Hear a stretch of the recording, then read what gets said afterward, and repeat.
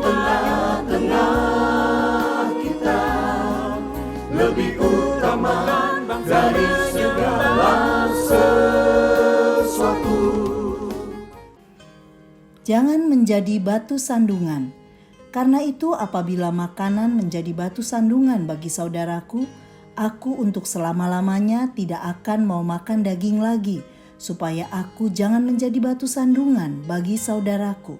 1 Korintus 8 ayat 13. Sahabat Iktus yang dikasihi Tuhan, di depan orang buta janganlah kau taruh batu sandungan. Imamat 19 ayat 14. Menaruh batu bata atau rintangan lain di tengah jalan orang buta adalah tindakan yang kejam, karena pastilah ia jatuh tersandung karena tidak dapat melihatnya.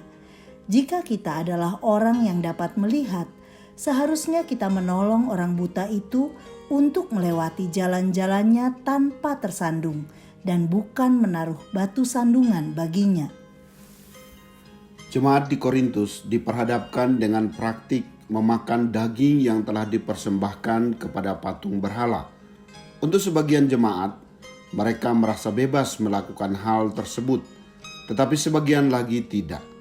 Rasul Paulus menasihatkan, tetapi jagalah supaya kebebasanmu ini jangan menjadi batu sandungan bagi mereka yang lemah. 1 Korintus 8 ayat 9. Secara praktis, beberapa hal ini menolong kita untuk tidak menjadi batu sandungan bagi orang lain. 1. Jangan mempertahankan hal yang tidak prinsip. Ayat 8. Ayat ini memberi pemahaman yang utuh kepada jemaat di Korintus bahwa makanan jasmani tidak termasuk di dalam hal prinsip yang harus dipertahankan, melainkan dapat disesuaikan. Kita tidak rugi apa-apa kalau kita makan, dan kita tidak untung apa-apa kalau kita tidak makan. Artinya, kita diperkenankan memilih untuk makan atau tidak makanan yang telah dipersembahkan kepada patung berhala. Tidak berdosa untuk memilih makan atau tidak makan, karena makanan tidak membawa kita lebih dekat dengan Allah. Relasi dengan Allah merupakan hal prinsip yang lebih penting dari sekedar makanan. Ini juga berarti secara halus Rasul Paulus menasihati jemaat agar tidak mempertahankan diri untuk makan makanan tersebut, karena jika kita makan pun, hal itu tidak menambah keintiman kita dengan Allah. 2. Jangan mengabaikan saudaramu yang lemah. Ayat 9-11. Yang dimaksud dengan saudaramu yang lemah adalah mereka sesama orang Kristen di Korintus yang masih kurang memiliki pengertian. Mereka menganggap bahwa makan makanan yang sudah dipersembahkan kepada berhala adalah dosa. Sehingga jika ada orang yang memakan makanan tersebut, hal ini melukai hati nurani mereka yang lemah. Kebebasan bagi orang percaya adalah kebebasan yang terbatas. Ada orang memiliki pengetahuan, tetapi ada juga mereka yang tidak tahu. Maka tindakan yang tepat tidak hanya didasari oleh pengetahuan kita, tetapi juga ketidaktahuan mereka. Rasul Paulus mendorong jemaat yang kuat untuk tidak mengabaikan mereka yang lemah. Mereka yang lemah bisa jatuh melihat orang yang kuat memakan makanan yang telah dipersembahkan kepada berhala. Hati-hati supaya tidak menjatuhkan orang yang lemah. 3. Jangan berdosa terhadap Kristus. Ayat 12 dan ayat 13. Saudaramu yang untuknya Kristus telah mati. Ayat 11. Menyatakan tentang kasih Allah melalui pengorbanan Kristus di salib demi keselamatan semua orang, termasuk mereka yang lemah.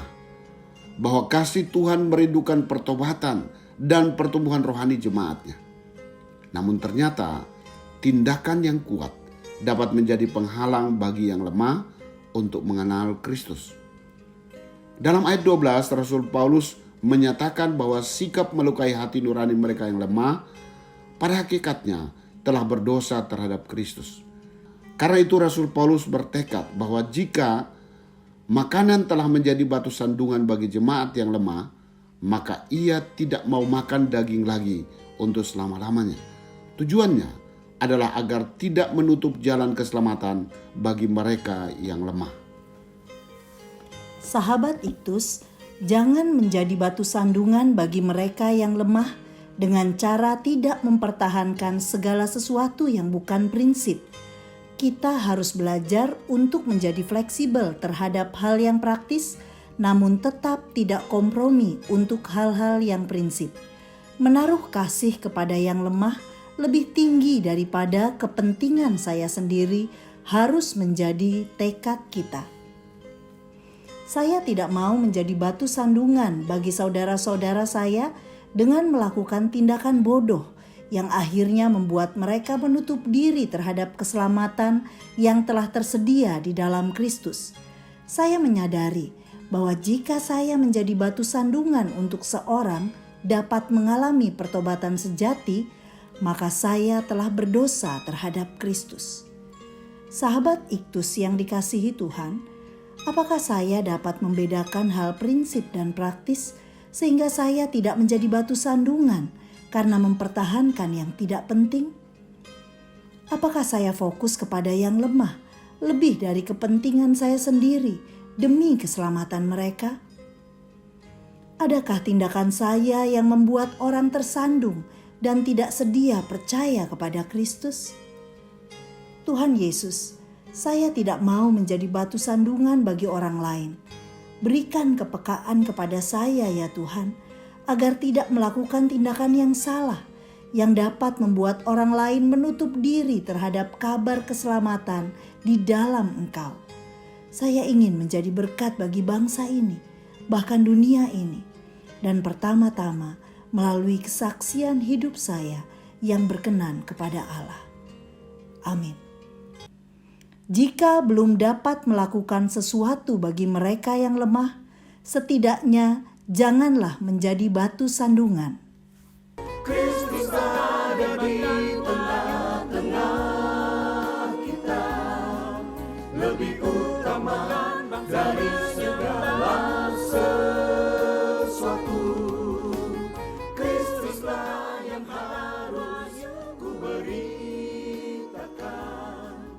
hingga datangmu Kristus. Maranatha, Kristus datang.